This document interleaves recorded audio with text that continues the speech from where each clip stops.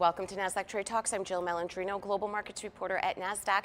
Joining us at the MarketSite studio, we have Michael Hershman, CEO of the Soloviev Group. We're going to discuss why New York City needs more than just a planned casino. It is great to have you with us. Welcome to Trade Talks. Well, thanks for having me in today. So we know there's casinos outside of Manhattan proper. What is the city planning? Tell us more about that. Well, look, we're planning on an entertainment district. New York City needs a reset. It's been through a lot. Not just New York City, the whole country has been through a lot. But New York in particular and Manhattan needs something to draw attention back to it as the heartbeat of the country, if you will. And so we're planning a integrated resort that would include in part a casino, a hotel, a park, a museum, residential buildings with affordable housing. That was going to be my question to you, right? We have all these amazing things in New York, but I mean, the country across the board, we're in desperate need of affordable housing. But it's interesting how you're looking to build a community around that. Tell us where it would be in the city. So we own a piece of undeveloped property on First Avenue between 38th and 40th Street. It used to be occupied by Con Edison. We purchased it years ago. We have built on part of it, but it's the largest undeveloped piece of property, 6.7 acres, sitting right on the East River, 2 blocks from the United Nations.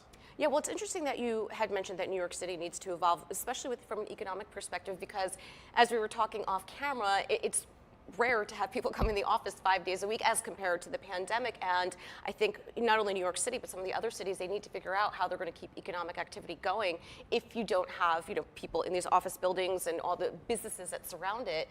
Kind of makes sense to have these larger communities. We think so. I mean, and this is an area that is not overly populated. There's not much in the way of retail. There's not much in the way of restaurants, and certainly not much in the way of green space. So we can bring something to the community that they really need in terms of being able to use the space, be inclusive in the space, in addition to having a beautiful hotel, which also, by the way, is needed near the United Nations. They don't have enough hotel space.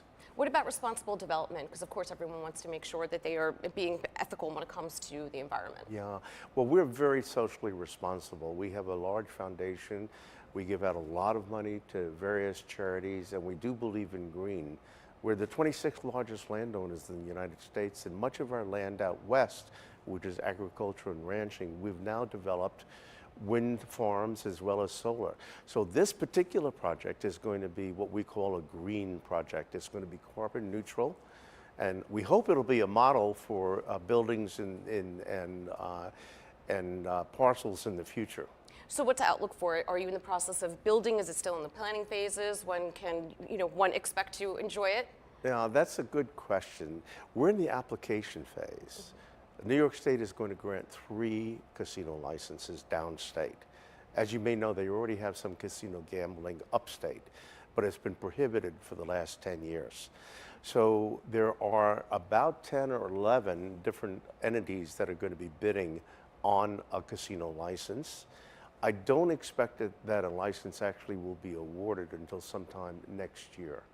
And okay, so once it gets awarded and you start putting shovels into the ground, just out of curiosity, how long does it take to build something like that? It's going to take a couple of years. I mean, this is a major multi-billion-dollar project. We're estimating between $3.5 and $4 billion. It would add 4,000 good-paying full-time jobs. I'm not talking about construction jobs now.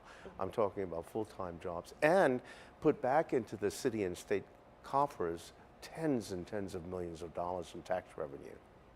Sounds like it could be a win-win for a number of parties involved. We certainly hope so. Appreciate the insight, Michael. Thanks for joining us on Trade Talks. Of course, anytime. You got it. And thanks for joining me. I'm Jill Malandrino, Global Markets Reporter at Nasdaq.